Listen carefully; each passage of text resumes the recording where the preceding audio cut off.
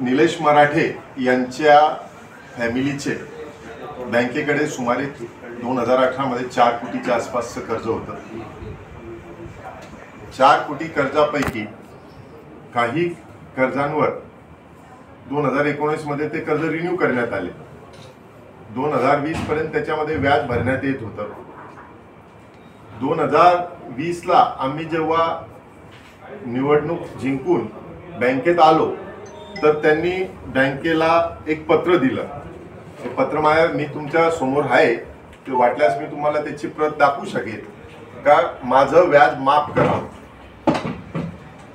2020 ला त्यांनी पत्र दिलं का आमचं व्याज माफ करावं, कारण मी 2018 ला काहीतरी एक वेळा आरटीजीएस काढायला आलो होतो आणि मला आरटीजीएस मिळाला नव्हता, म्हणून सर्वच व्याज मला माफ करून टाका. बँकेमध्ये अशा प्रकारे एखाद्याने कर्ज घ्यावं आणि 2-4 वर्षांनी सांगावं का माझं काहीतरी 2-4 वर्षापूर्वी झालं होतं आणि म्हणून माझं मागून सर्वच व्याज माफ करून द्या, असा प्रकार बँकेत कधी होत नसतो. त्याच्यानंतर त्यांना समजवण्याचा बँकेत आले असता आम्ही प्रयत्न केला का बा तुमचं काय रास्त म्हणणं असेल तर सांगा, आम्ही नक्कीच त्याला प्रतिसाद देऊ. परंतु ते एकाच गोष्टीवर अडलेले होते का माझं सर्वच व्याज माफ करून टाका. ते करणं काही शक्य नव्हतं. मग 2021 ला त्यांच्या विरुद्ध सिक्युरिटायझेशनची कारवाई सुरू झाली. सिक्युरिटायझेशनची कारवाई सुरू झाल्यावर रितसर त्यांना नोटिसा वगैरे गेल्या. 2021 ला शेवटी त्यांनी त्या सरफेसीच्या जे आपण सिक्युरिटायझेशनची कारवाई केली होती त्याच्या विरोधात ते DRT कोर्टात त्यांनी धाव घेतली. DRT कोर्टात धाव घेतल्यावर त्यांनी स्टेची मागणी केली DRT कोर्टाला का आम्हाला स्थगिती द्यावी आणि आमचं कर्ज यांनी वसूल करू नये. कोर्टाने सांगितलं का नाही करावं, तर ते म्हणे आमच्या हिशोबाने पैसे कमी निघतात. कोर्ट म्हणे पहिले तेवढी तर रक्कम भरा. तुम्ही म्हणता काही आमचे 1 कोटी निघतात, 1.5 कोटी निघतात, जे म्हणतात ते तुम्ही नो लीन अकाउंटला टाका. आणि बँकेला सांगितलं का बा यांची प्रॉपर्टी जप्त करण्यापूर्वी तुम्ही 15 दिवसाची त्यांना नोटीस द्या. म्हणजेच त्यांना कुठल्याही प्रकारचा स्टे ऑर्डर त्यावेळी कोर्टाने दिलेली नाही. आणि कोर्टाने सांगितलं की संबंधित रक्कम ही जी काही हे भरतील ते नो लीन अकाउंट मध्ये टाका. नो लीन एक म्हणजे सेपरेट अकाउंट असतं बा ज्याच्यावर कधी व्याज म्हणजे आम्ही देऊ शकत नाही.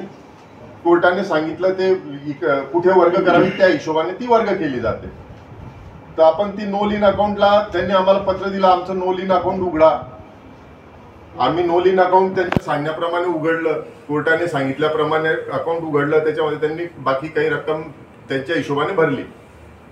नंतर त्यांनी 28/4/22 ला आम्हाला एक पत्र दिलं का आम्ही जी रक्कम भरली आहे, आपल्या बँकेचे एवढे जुने संबंध आहे तर ती OTS समजून घ्या, म्हणजे वन टाइम सेटलमेंट करून घ्या आमच्याशी. माणूस वन टाइम सेटलमेंटची मागणी केव्हा करतो? वन टाइम सेटलमेंटची मागणी तेव्हाच करतो का जेव्हा त्याला पूर्ण रक्कम भरायची नसते, काही व्याजात सूट हवी असते. हे त्यांचं पत्र आहे 28/4/22 का मला OTS करून मिळावं. म्हणजेच त्यांचं जे म्हणणं आहे का मी पूर्ण रक्कम भरून टाकली आहे, माझ्यावर कोणतंही घेणं नाही आहे. मग तुमचं रक्कम पूर्ण भरली तर तुम्ही OTSचं पत्र का दिलं बँकेला? बँकेने रीतसर त्याला 1 जानेवारीला उत्तर दिलं का बा अशा प्रकारे आम्ही तुम्ही ज्या पद्धतीने म्हणताय त्या पद्धतीने OTS करू शकत नाही, कारण रक्कम मोठी आहे. मध्यंतरीच्या काळात त्यांच्यावर चेक बाउन्सच्या केसेस झाल्या. पाचोरा कोर्टात 138च्या केसेस त्यांच्यावर सुरू आहे. परत त्यांनी उच्च न्यायालयात धाव घेतली.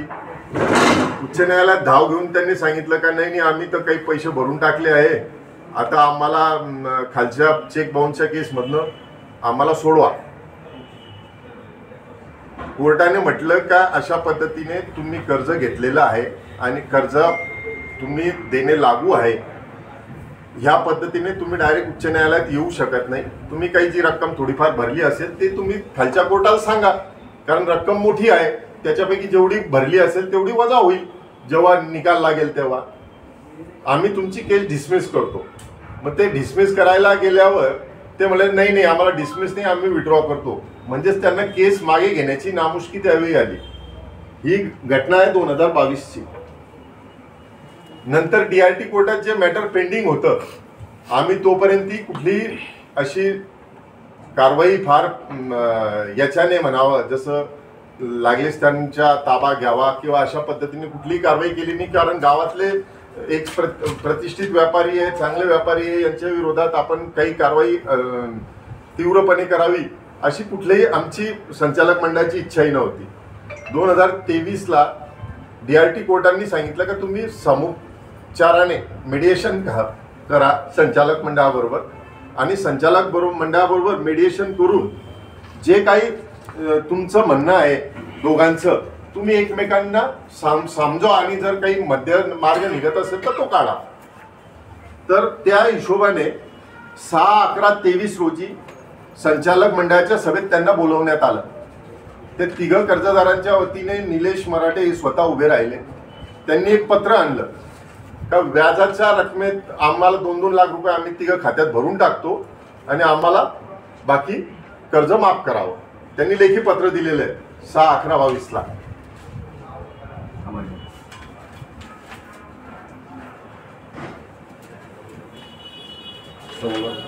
त्याच्यानंतर संचालक मंडळात हे जे काही आपले मीडिएशन होतं, एक मिनिट देतो मी सर्व, मीडिएशन जे होतं त्याचं प्रोसिडिंग लिहून ते DRT कोर्टात भरावं लागतं, द्यावं लागतं का काय मीडिएशन झालं. त्याच्यामध्ये जर तुम्ही वाचणार तुम्हाला त्या मीडिएशनची प्रती दाखवेल, त्याच्यावर निलेश मराठेंची सही आहे. त्याच्यामध्ये बँकेने सांगितलं का बँकेवरील टोटल रक्कम तुमच्याकडे आजच्या तारखेला 6/11/23ला 3,64,17,000 निघते आहे. तुमच्यावरचं दंड व्याज 19,34,000 आहे, ते आम्ही माफ करण्यास तयार आहे. त्यांना लेखी दिलं. त्याच्यानंतर तुमच्यावर जे काही खर्च झाले असतील, लिगल एक्सपेन्सेस झाले असतील, ते 3,61,000 ते सुद्धा बँक माफ करायला तयार आहे. तर अशा प्रकारे बँकेने 22,96,164 रक्कम आम्ही कमी घेऊ शकतो हे त्यांना त्यावेळी सांगितलं. त्यांनी त्याच्या बदल्यात सांगितलं आम्ही 2-2 लाख रुपयाच्या जे काम करतो, आम्ही 5-5 लाख रुपये तुम्हाला तिघा अकाउंटमध्ये देऊन टाकतो, तेवढ्यामध्ये तुम्ही ती रक्कम सेटल करा. आम्ही म्हटलं 3,64,00,000 आणि तुम्ही म्हणता ती नो लिन मध्ये 156 काहीतरी भरलेली आहे, ती गेली तरी 2,08,00,000 रुपये जवळपास उरतात. ती 2,08,00,000 मध्ये तुम्ही जर 5-5 लाख रुपये भरणार असणार तर ते बँकेच्या हिताचं नाही आणि बँक ती ऍक्सेप्ट करू शकत नाही. हे सर्व प्रोसिडिंग त्यांच्या सहीनिशी इथे उपलब्ध आहे. निलेश मराठेंची सही आहे, बँकेच्या सीईओची सही आहे, बँक चेअरमन म्हणून माझी सही आहे. हे संचालक मंडळामध्ये मीडिएशन जे झालं ती 6/11/23 रोजी. त्यांचं म्हणणं आहे मी पैसेच देऊ इच्छित नाही, म्हणजे माझे पैसेच घेणे नाही, मग तुम्ही 5-5 लाख द्यायला तयार होते, ही पण फॅक्ट आहे. तुम्ही OTSचं पत्र दिलं बँकेला, ही पण फॅक्ट आहे. त्याच्यानंतर 2023 मध्ये ही गोष्ट झाल्यावर बँकेने बराच प्रयत्न केला, समजावून जर काही पैसे येत असेल तर आपण घ्यायला पाहिजे, परंतु त्यांनी तो एकेकावर काही सोडला नाही. मी एवढेच पैसे भरेल, माझं काही बिघडत नाही, मी हायकोर्टात जाईल, मी इकडे जाईल तिकडे जाईल. परंतु त्या पद्धतीने वागत असताना मग शेवटी बँकेला 101ची कारवाई सुरू करावी लागली. 2024ला बँकेने 101ची कारवाई सुद्धा सुरू केली. 101च्या कारवाईमध्ये बँकेने त्यांना जामीनदारांना सर्वांना नोटिसा दिल्या, त्याच्या दावा दाखल केला 101चा.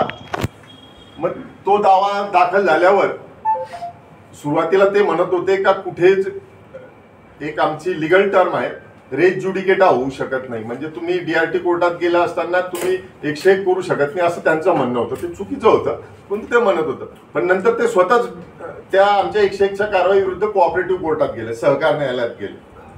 सहकार न्यायालयात त्यांनी म्हटलं आहे, मी तुम्हाला काही अंडरलाइनिंग केलेलं वाक्य आहे, त्यांचं म्हणणं आहे, त्यांनी जो दावा दाखल केला तो वाचून दाखवतो. The opponent bank has kept absolute silence in respect of action of taking over possession and has never issued clear notice of 15 days to the disputant for taking over possession and has neither tried nor taken over possession in view of the above order and pendency of the proceeding before DRT. म्हणजे त्यांचं म्हणणं असं आहे का DRT कोर्टामध्ये जशी order होती त्या प्रकारे अजून 15 दिवसाची नोटीस देऊन आमचा ताबाच घेत नाहीये. यांनी तिथे ताबा घ्यायला पाहिजे, इकडे का बरं आले? एकीकडे ते म्हणतात तुम्ही ताबा घ्यायला पाहिजे तिकडच्या DRT कोर्टाच्या अनुषंगाने, आणि इकडे म्हणतात का त्यामुळे 101 करू नये, तुमच्याकडे ते ऑप्शन ओपन आहे असं त्यांचं म्हणणं आहे. म्हणजे ते तिथेही डिनाय करत नाही का आमचा ताबा तुम्ही घेऊ नका, का घ्यायला नाही पाहिजे, का DRTने काही हे दिलेलं आहे. त्याच्यानंतर जानेवारीमध्ये हे त्यांनी म्हटलं, त्याच्यानंतर बँकेने मग विचार केला का जर हे म्हणताय का DRT खालीच ताबा घ्यायला पाहिजे, तर बँकेने मार्च महिन्यामध्ये तहसीलदारांना पत्र दिलं का यांचा ताबा घेऊन आम्हाला द्यावा. 4/3/2025 रोजीचं पत्र आहे.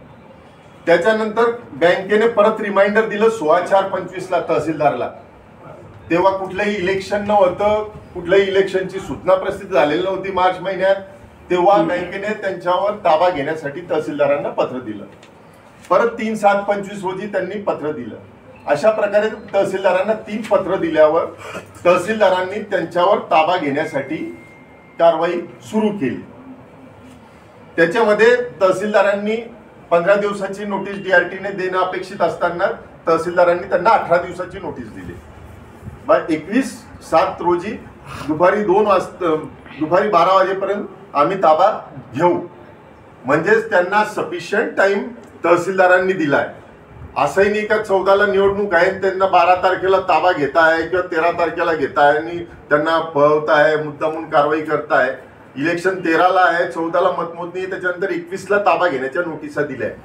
असं असताना जे ते ओरडाओरड करताय का आमच्यावर अन्याय होतो आहे, आमचे आता दिशाभूल करता अशा पद्धतीने जेव्हा ते बोलतात, मी तुमच्या माध्यमातून एक त्यांना प्रश्न विचारू इच्छितो की जेव्हा त्यांनी बँकेचं कर्ज घेतलं, ते म्हणता का मला कर्ज घ्यायचं नव्हतं, बँकेने विनंती केली म्हणून मी कर्ज घेतलं. ठीक आहे, बँक चांगल्या कर्जदार चांगल्या व्यक्तींकडे विनंती करत असते का तुम्ही आमच्याकडनं नाही. आता गावातल्या 2 प्रतिष्ठित लोकांचं आता मागे कर्ज मंजूर झाले होते, आम्ही त्यांना विनंती केली तुम्ही नॅशनलाइज बँकेकडे जाता का, जाता आमच्या बँकेकडे जा. नंदू दादा जेव्हा कर्ज घेणार असं आम्हाला माहित पडलं होतं, टेम्पो ट्रॅक त्यांच्या कोणत्या गाडीचं, तर आम्ही स्वतःहून त्यांना कॉन्टॅक्ट केला होता. तेव्हा चांगले कर्जदार बँकेला मिळावे हे प्रत्येक बँकेची इच्छा असते आणि बँकेने त्यांना विनंती केली असेल, याच्याबद्दल कुठलीही दुमत नाही. परंतु त्यांनी जेव्हा बँकेचं CC कर्ज घेतलं तेव्हा ऑलरेडी त्यांनी त्यांचं त्याच तारणवर, माल तारणवर त्यांचं बँक ऑफ महाराष्ट्रमध्ये सुद्धा कर्ज होतं.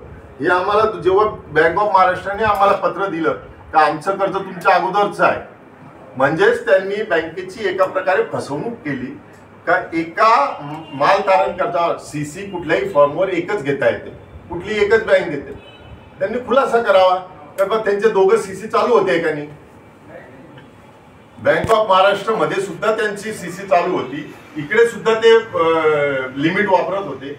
म्हणजे एका प्रकारे बँकेची आणि जनतेची ते फसवणूक करीत होते. अशा प्रकारे कुठलेही आपण आरोप करताना स्वतः आपण काय केलं आहे याची सुद्धा त्यांनी जाणीव ठेवावी. बँकेने उलट तुम्हाला मदतच केली आहे, त्याचा तुम्ही बँकेचे ऋण मानून त्यांचे जे रक्कम आहे, जेव्हा बँकेने त्यांना मेडिएशन मध्ये 20-20 लाख 22 लाख सूट देण्याची तयारी दर्शवली दंड व्याज आणि याची, तर त्यांनी एक पाऊल पुढे यायला हवे होतं. आणि असं असताना ते फक्त निवडणूक लढवू इच्छिता, त्रास देण्यासाठी काही हरकत नाही, त्यांनी लढावं, परंतु जनतेची दिशाभूल करू नये एवढंच आमचं एक म्हणणं आहे.